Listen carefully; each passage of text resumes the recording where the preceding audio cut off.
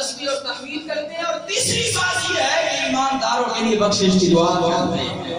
اللہ نے فرشتوں سے اپنے مصطفیٰ کی امت کے لیے بخشش کی دعائیں کرا رہا ہے، تو پتہ چلا دعا مانگنے والا عمل بڑا عظیم عمل ہے۔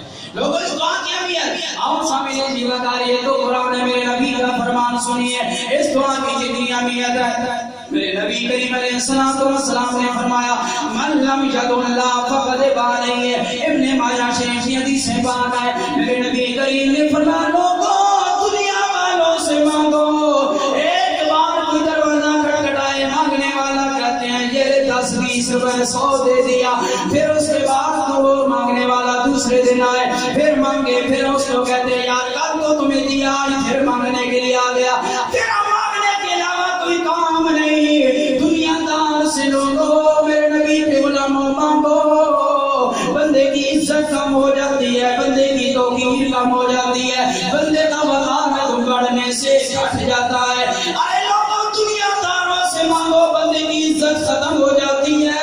یہ دنیا دار کی بارگاہ ہے، سن میرے پروردگار کی بارگاہ، سن رب العالمین کی بارگاہ۔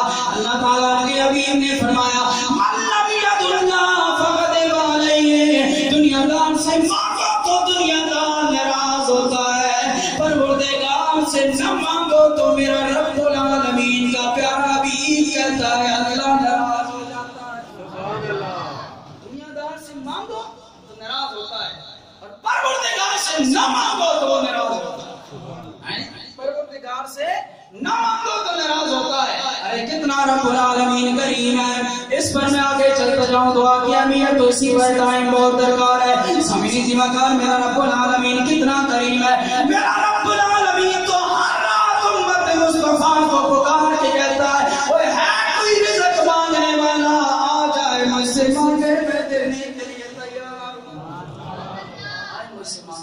مجھ سے مانگے رزق میں دینے کے لیے تیار ہوں۔ اگر کسی کو اولاد چاہیے آئے مجھ سے مانگے دینے کے لیے تیار ہوں۔ دنیا کی کوئی نعمت چاہیے، آخرت کی کوئی نعمت چاہیے، ہاں میرے بندے مجھ سے مانگ، میں دینے کے لیے تیار ہوں۔ گناہوں کی معافی مانگنا چاہتا ہے، ہاں مانگ، میں مانگنا بخشش کرنے کے لیے تیار ہوں۔ ارے رب العالمین تو ہر رات پکار کے کہتا ہے کوئی مانگنے والا، میں اسے عطا کر دوں، کاش ہمیں اس وقت مانگنا نصیب